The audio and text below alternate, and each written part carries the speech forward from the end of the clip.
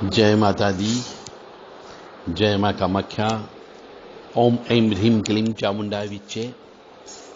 यदि किसी ब्राह्मण को आपने नवरात्रि में वरण कर लिया है, यानी अपने यहाँ पे पाठ पूजा हवन करने के लिए बुला लिया है, तिलक कर दिया है, उसको संकल्पित करा दिया है, संकल्प दिलवा दिया है, और यदि उसके परिवार में कोई भी उसका सगा पत्नी, बच्चे, माता पिता, काका काकी, नाना नानी कोई भी मर जाए, तो क्या सूतक उसको लगेगा? और लगेगा तो किन शर्तों पर लगेगा, और नहीं लगेगा तो क्यों नहीं लगेगा?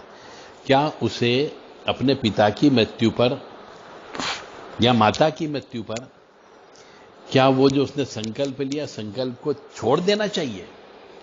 आज हम इसी विषय पर चर्चा करेंगे। जो शास्त्रों में लिखा हुआ है उससे संबंधित बात करेंगे। किसी का अनुभव से मतलब नहीं होता है।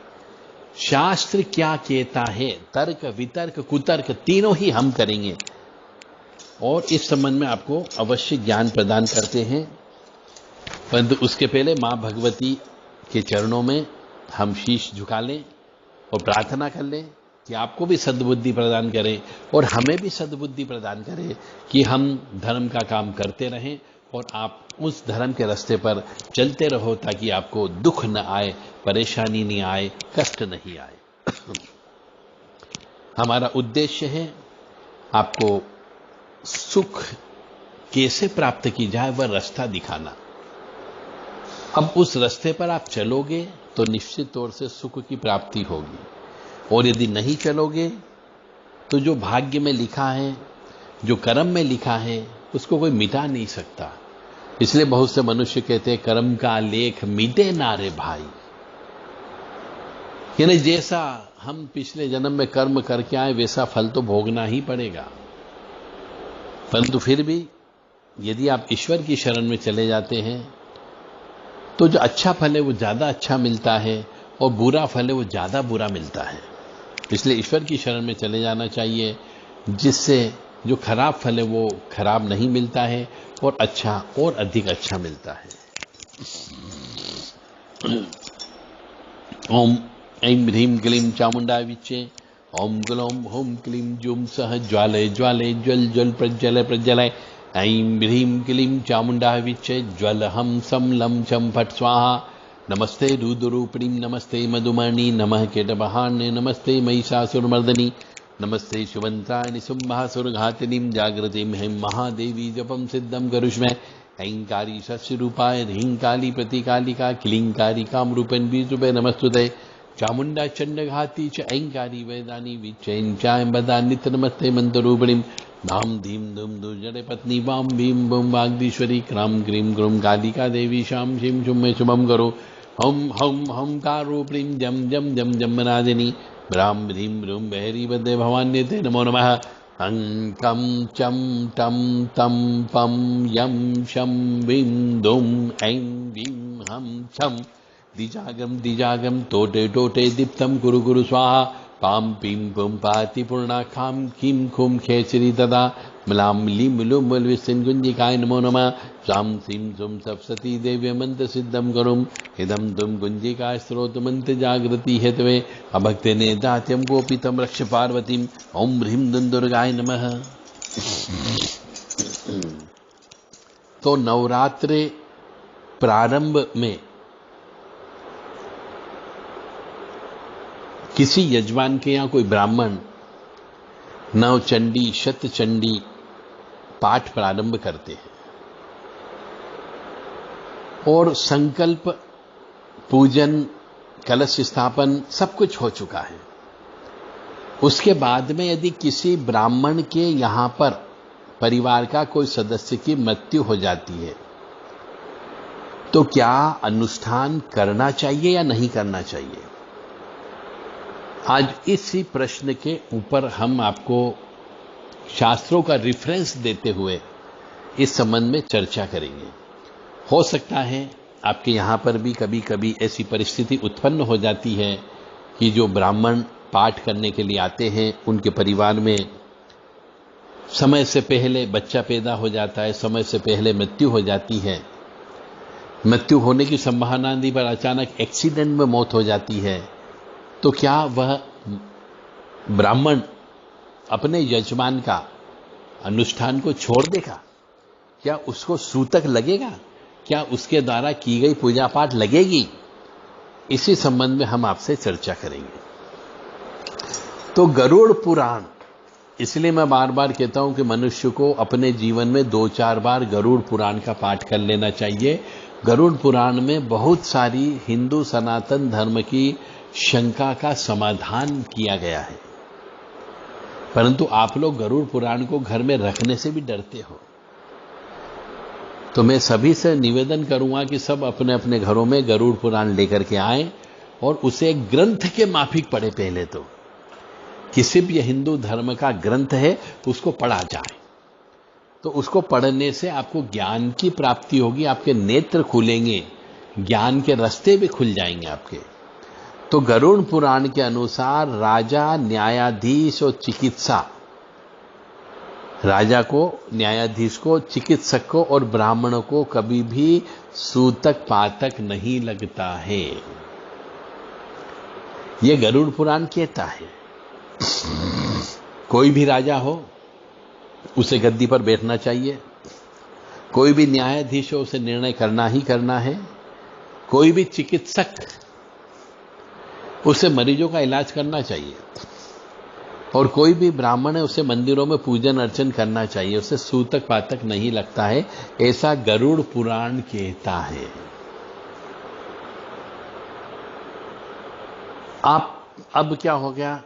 ब्राह्मण सूतक का अन्न जल ग्रहण नहीं करता है तब तक उसे सूतक नहीं लगता है। यानी जिसके घर में मृत्यु हो गई है उस ब्राह्मण को जो वर्ण में आ गया है, जो पूजा पाठ कर रहा है, जो अनुष्ठान कर रहा है, उसे सूतक पातक वाले घर का अन्न जल ग्रहण नहीं करना चाहिए और नहीं वहां जाना चाहिए। जब तक वहां पे नहीं पहुंचोगे तब तक सूतक नहीं लगता है, इस बात का ध्यान रखें। तो अब कहने का अर्थ यह है कि यदि कोई ब्राह्मण किसी यजमान के यहां पर चंडी पाठ करने के लिए आता है और पूजन अर्चन करने के बाद में जब उसका वरण हो जाता है, बंधन में आ जाता है, वो वचन दे देता है, संकल्पित हो जाता है, उसके बाद में यदि परिवार का कोई सदस्य की मृत्यु हो जाती है तो उस ब्राह्मण को वो यजमान का घर नहीं छोड़ना चाहिए और पूजा पाठ लगातार करते रहना चाहिए। तो किसी प्रकार का कोई सूतक नहीं लगता है। शास्त्र ये कहता है कि जब तक सूतक पातक वाले घर का अन्न जल ग्रहण नहीं किया जाए तब तक ब्राह्मण को सूतक नहीं लगता है।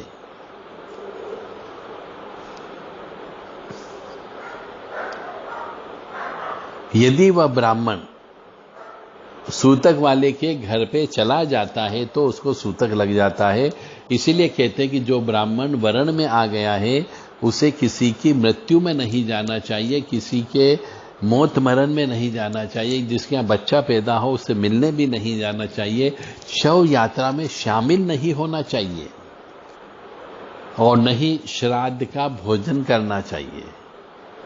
यदि अनुष्ठान शुरू हो गया है और ब्राह्मण का वरण हो गया है और ब्राह्मण देवता यजमान के ही घर में रह रहा है तो ब्राह्मण को यज्ञ की पूर्णाहुति तक सूतक नहीं लगता है।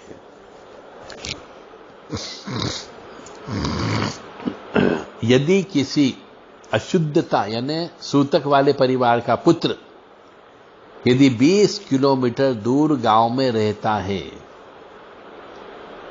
और उस लड़के के यहां पे सूतक पातक हो जाता है तो उसे सूतक नहीं लगता है, इस बात का ध्यान रखें। 20 किलोमीटर का दायरा बताया गया है। फिर शास्त्र यह भी कहता है कि ब्राह्मण को वो कर्म नहीं करना चाहिए जो लोक रीति के विरुद्ध हो। यदि आप अनुष्ठान कर रहे हैं और वहां की लोक रीति यह कहती है, इसकी अनुमति देती है कि आप जा सकते हैं, तो आप निसंकोच अपने परिवार के सदस्य की मृत्यु वाले घर में जा सकते हैं। लेकिन लोक रीति के विरुद्ध किया गया कार्य ब्राह्मण की लोक निंदा का कारण बनता है, जो कभी कभी उसको सूतक से भी भारी पड़ सकता है। परंतु नियम ये कहता है, शास्त्र ये कहता है कि यदि वरण में आ गए हो तो नहीं जाना चाहिए। अब निर्णय सिंधु नामक जो किताब है वह क्या कहती है कि यज्ञ अनुष्ठान में ब्राह्मण का वरण हो गया हो तो सूतक नहीं लगता है। इसीलिए यदि सूतक पातक लग गया है ब्राह्मण के घर में, किसी की मृत्यु हो गई है और वरण हो गया है, तो उसके ऊपर सूतक नहीं लगेगा। यदि ब्राह्मण ने संकल्प ले लिया है तो सूतक नहीं लगता है। परंतु उस ब्राह्मण को अपने परिवार में सूतक वाले घर में नहीं जाना चाहिए, शामिल नहीं होना चाहिए। अनुष्ठान को कभी भी बीच में छोड़ करके नहीं जाना चाहिए, अन्यथा ब्राह्मण को भयंकर पाप लगता है। और सूतक वातक वाले घर का पानी नहीं पीना चाहिए, सूतक पातक वाले घर पे नहीं जाना चाहिए। जिस जगह आपने अनुष्ठान करने का संकल्प लिया है, वरण में आए हैं, उसी घर का अन्न जल खाना पीना चाहिए।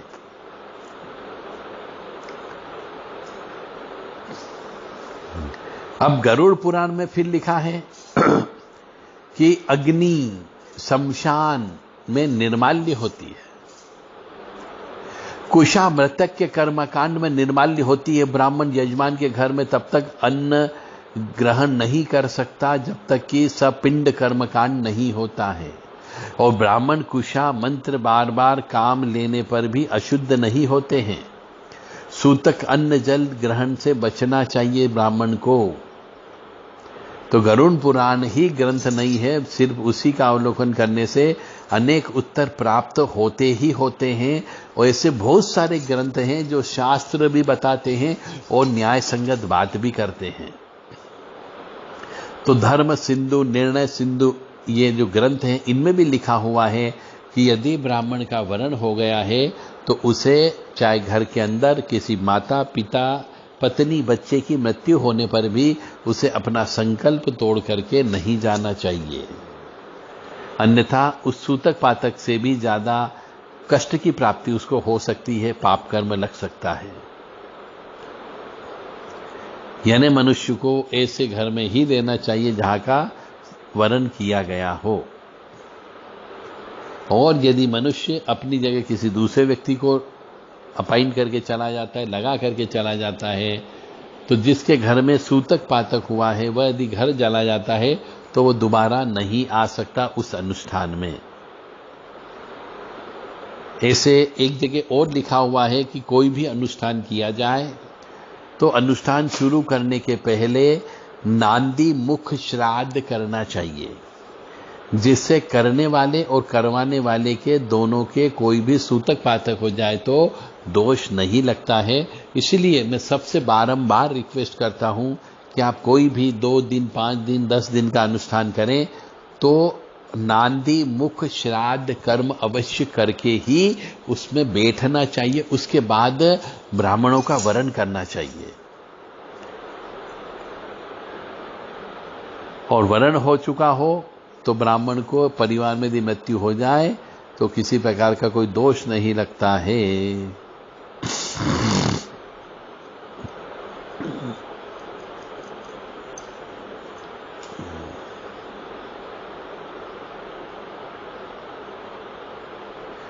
व्रतिनो मंत्रपूतस्य स अग्निकस्य दिग्जस्य च नाहि राज्य च सूतकम।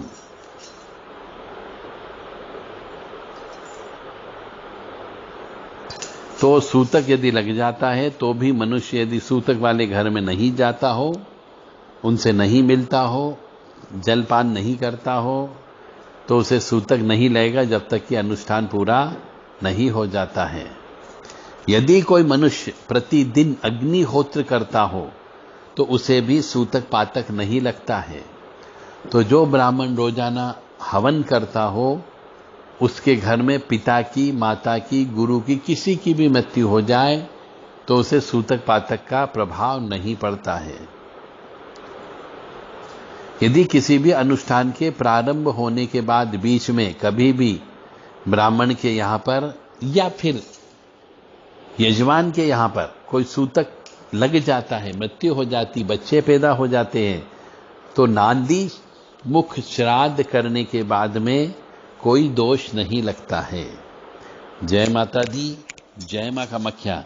यदि आपके कोई और आध्यात्मिक ऐसे ही प्रश्न हो तो आप देव राधा ट्रस्ट सत्यवाणी चैनल के व्हाट्सएप नंबर पे आप अपने आध्यात्मिक जिज्ञासा को शांत कर सकते हो।